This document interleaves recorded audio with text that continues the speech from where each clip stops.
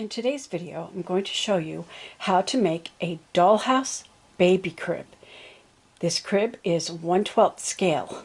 The main materials that I am using are 1/4 inch square dowels, bamboo skewers, and coffee sticks.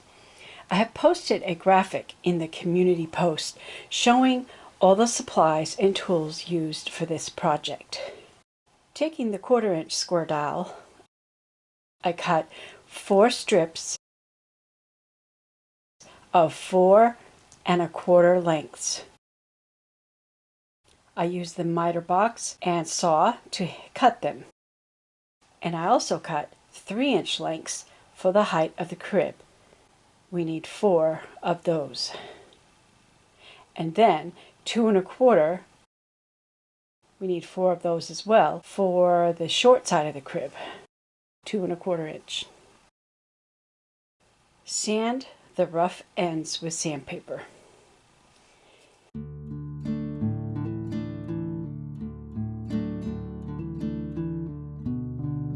Now for the assembly. Take 2 of the 4 1/4 lengths for the crib running horizontal and 2 of the 3-inch lengths. This will create the legs at the bottom of the rail going vertical. We're going to frame one side of the crib. Because we're working with such lightweight materials, it's hard to get them to stay in place. They move really easy. So I made myself a couple of 2-inch spacers, which facilitated the gluing process, making it go a little easier.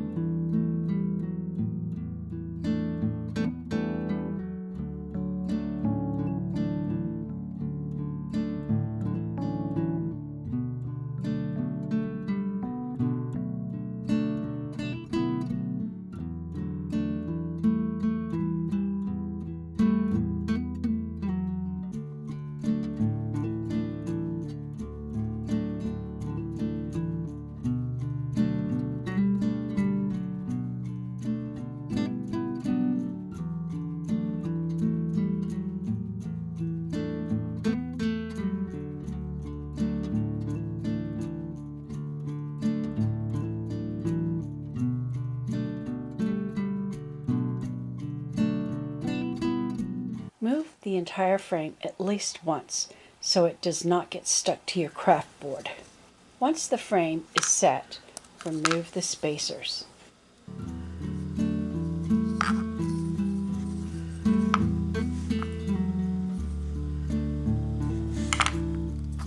We need 2 frames for each rail.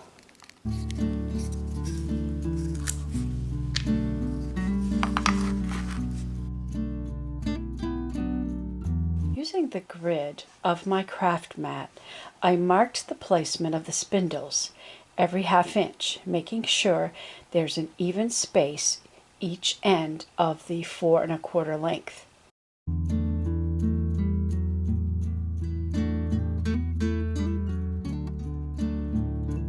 I mark both the top and bottom rail.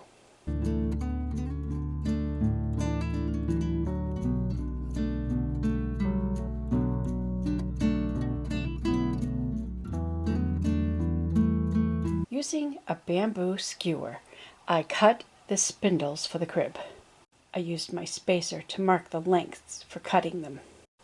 The spindles are about 2 inches, but check them before cutting because it's very easy to be just a millimeter off when working with miniatures. I use a craft knife to cut the lengths from the skewers. Slightly turn the skewer, cutting around each side. Once you have cut all the way around, you can easily snap the bamboo apart. If you don't cut deep enough, you might splinter the bamboo. So make sure you give it a good cut all the way around. Maybe go around it twice. You need 16 spindles, 8 for each side. Sand the ends for a flat surface. I am using Gorilla wood glue for this project. I dispersed a small amount of glue on a cardboard scrap and I use a toothpick to apply the glue. When placing the spindles, be sure to place them in the center of the square dowel. Use a toothpick to remove any excess glue. Check each dowel for the fit before you glue them to make sure that they're the right length. If they're too long, they can pull apart the top and bottom rail, loosening the previous glued spindles that you just put in. If they're too short, well, they just won't fit. They won't reach. I think in my next crib, I will drill holes with a hand drill for the placement and cut the rails a little longer to go into the holes.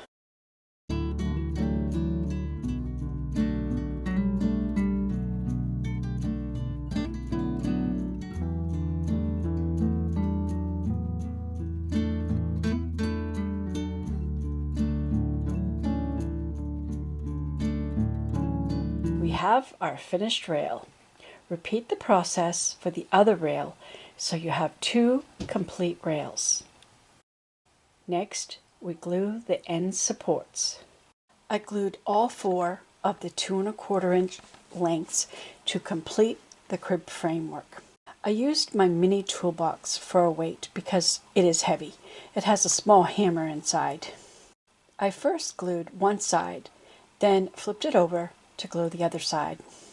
You could at this point add spindles all the way around if you want, but I wanted solid ends for my crib.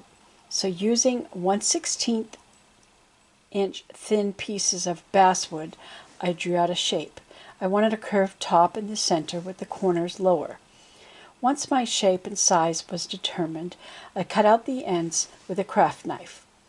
You could keep it simple and have a straight top, lined up with the frame. My original thought was to add a bead on each corner, which is why I decided upon this shape.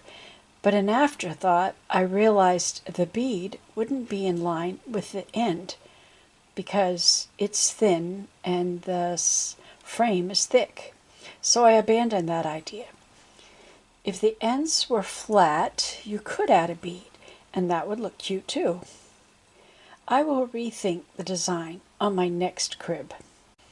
We learn from our experiences and make improvements as we go. Well, I'm going with what I have because I don't like to change midstream.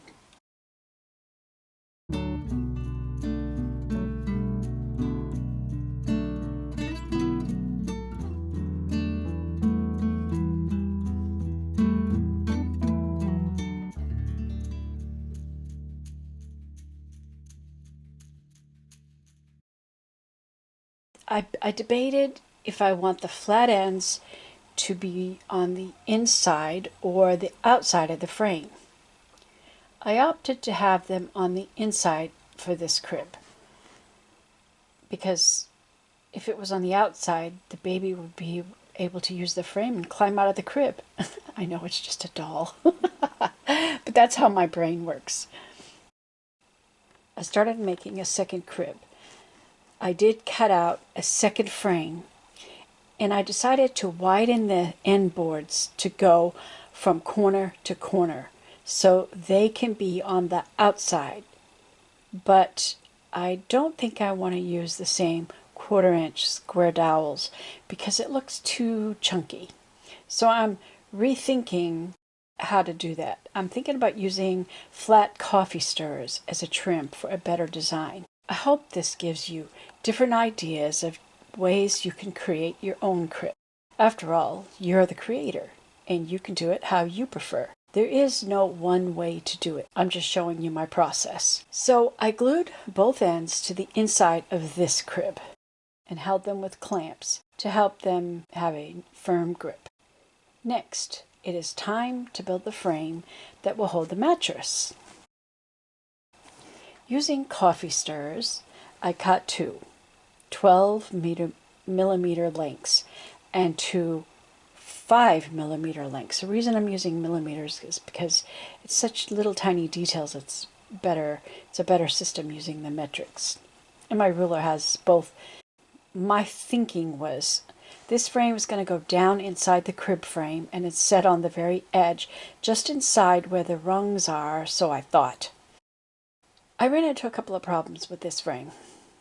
First, it was too big. Glad I checked before finishing it. I tried to see if it would work glued to the bottom, but it didn't fit there either. Since it was recently glued, I could easily pull it apart to make adjustments. After cutting off a tiny bit from each end piece, re-gluing it, then it was too small and it fell all the way through. Well, that's no good. Here is when I came to the conclusion that with the frame already assembled, it is near impossible to get an accurate measurement of the inside. I will rethink a better way to do this on the next crib. But for this crib, I will find a way to make it work somehow, because I will not abandon the work done thus far, because that would be wasteful. My motto is, if there is a will, there is a way. I just got to find it. When you run into a problem, you assess it, and then you look for a solution. That is how I roll. Perhaps my thinking of fitting it inside the frame was not the best option. Had I thought to make it to fit the bottom, that would be easier to measure, and I would get the right size. You might want to do that instead, to make things easier. Me and my stubbornness, I didn't want the bottom to be flush with the frame. I kind of like the idea that the frame drops slightly lower than the mattress holder, which in my mind seems more realistic. Nobody is going to examine the underside of the crib but me. But I was determined to have it that way. So my solution was to add 3 supports to help hold the mattress frame. I placed one in the center and one on each end. I cut them to fit up inside the frame, not to be flush with the bottom. That worked for me. You can take this simpler way if you choose and just cut the mattress frame to fit the underside of the crib and glue it to the underside. If you do that, the frame should be the full width of the crib, but the long length needs to be 4 1/4 inch, the same as the sides. The crib structure is now completed.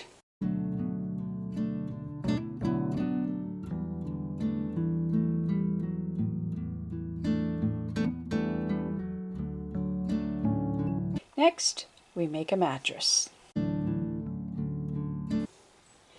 For the mattress, I am using 2 pieces of foam core, since I have lots of remnant pieces from framing artworks. You can use styrofoam, a sponge, or whatever you have available. I glue together the 2 pieces of foam core, then glue on the top cushion. I don't want my mattress to fit too snugly inside the crib, so I cut the mattress slightly shorter and slightly narrower than the actual dimensions of the inside of the crib. That will enable me to tuck the blanket in around the sides and foot of the bed. I will show you that in just a little bit. I used a square piece of white cotton that will serve as a permanent sheet. I glue on the mattress sheet. Glue is only applied to the underside and the 2 ends where I fold the fabric over.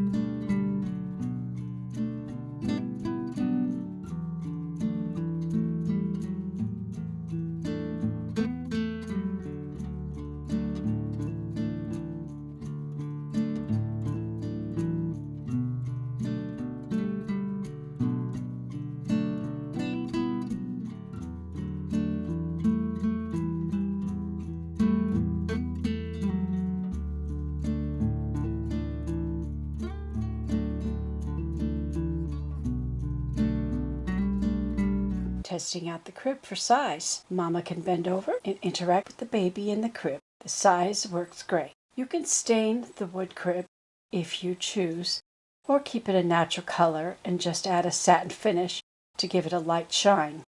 I'm choosing to paint it with an acrylic white. I start with the inside first because that's the hardest to paint, the hardest to reach. Then I paint the outside spindles. Then I paint the bottom underside of the crib. Now I can paint the 4 exterior sides of the crib.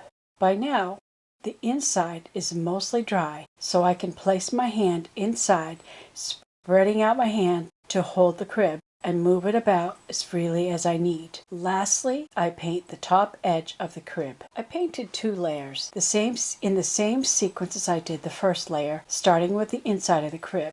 Wood has a tendency to soak up some of the first layer, so after it dries, I give it a second coat for a good coverage. I let each layer dry thoroughly, then I give it a light sanding with fine sandpaper before applying the next layer of paint. You can paint 3 layers if you think it necessary, and finish it off with a satin coat if you would like a shine, or just leave it a flat color. With the crib complete, we can now dress it. The blanket is cut from a piece of felt. Felt is nice because it's soft and you don't have to finish off the edges. See how I can tuck in the blanket? That makes it look more natural having a tucked blanket. If you want to learn how to make the dolls, see my video titled, How to Make Dollhouse Dolls 1/12 Scale. These dolls are posable and child safe, meaning they're unbreakable. They can be dropped on the floor and their faces and hands won't shatter, as would with porcelain faces and hands. You will find it on my playlist, Dollhouse Creations. This crib is the beginning of the baby nursery and playroom. More furnishings are needed. Expect more dollhouse projects to come. Thanks for watching.